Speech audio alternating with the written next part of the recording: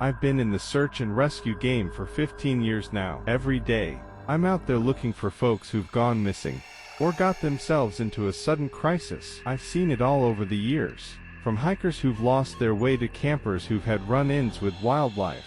But there's this one case that still got me all tied up in knots. It was a regular Wednesday morning, and I was with my team in the office wrapping up reports from the day before when we got this call. On the other end was a mom, all panicked, because her son Jack had gone missing. Jack was this 14-year-old kid who'd been camping in the forest with his buddies, but when it was time to head back home, he was nowhere to be found. The sheer desperation in that mother's voice hit me hard, and I promised her right then and there that we'd pull out all the stops to find Jack. After I hung up, I got my crew together fast, and we got cracking on a search plan. We knew the drill. The more time that passes, the riskier it gets. First thing we did was touch base with Jack's friends. They said the last they saw him, he was up in the northern part of the forest, a place not many people venture to. That forest is notorious for its thick trees and twisty trails. If you get lost there, good luck finding your way back.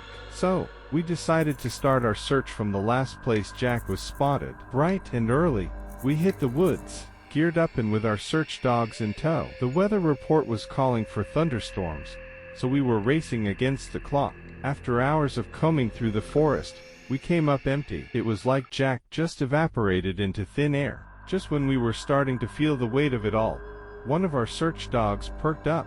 We followed its lead and ended up in a thicket where we found a backpack. Inside, there was Jack's water bottle and some snacks. That gave us a glimmer of hope.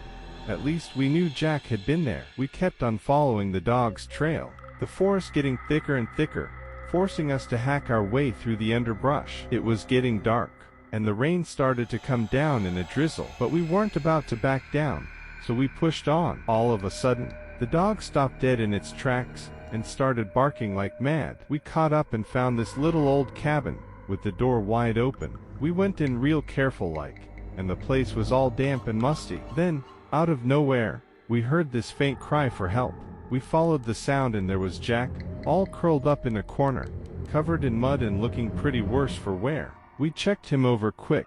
Thankfully, he was mostly just dehydrated and tired. He told us he'd gotten separated from his friends the day before, got lost, and had been wandering the forest all day until he found the cabin to shelter from the rain. We got some water into Jack and wrapped him up in a blanket, then started making our way back. We radioed base to have an ambulance waiting at the forest's edge. We kept a tight hold on Jack the whole way, not taking any chances. When we finally got out of the woods, the ambulance was there waiting. We handed Jack off to the medics, and when his mom showed up and wrapped him up in a big hug, tears streaming down her face, I felt this deep sense of fulfillment.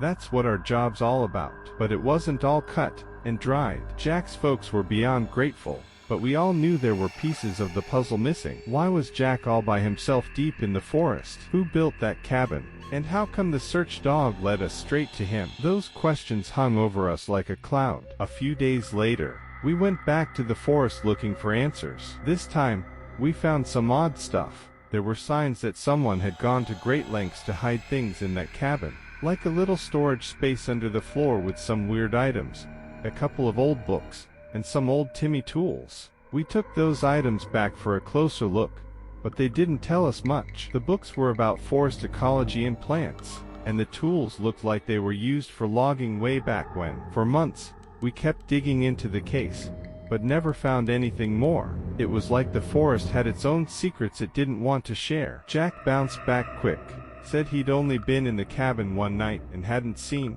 or heard anything out of the ordinary. That case stuck with us, like a splinter we couldn't get out. Whenever we talked about it, we were left with this feeling of defeat we couldn't shake. Maybe one day we'll get to the bottom of it, but until then, it's just this unsolved mystery in our hearts. In the meantime, we kept busy with more missions. People getting lost in the mountains, folks falling into rivers. The work never stopped. After every mission, we'd head back to that forest, trying to crack the secret of that cabin, but we always came up empty-handed. Time marched on, and the forest stayed quiet and mysterious. Our team changed, but that case was like a mark we couldn't wash off. Sometimes I wonder if it's just part of fate. Some mysteries are meant to stay unsolved, and all we can do is keep moving forward, helping those who need it. That's my story, a tale of an unsolved mystery. I hope we find the answers one day, but even if we don't, we'll keep on with our work. It's our duty, our mission,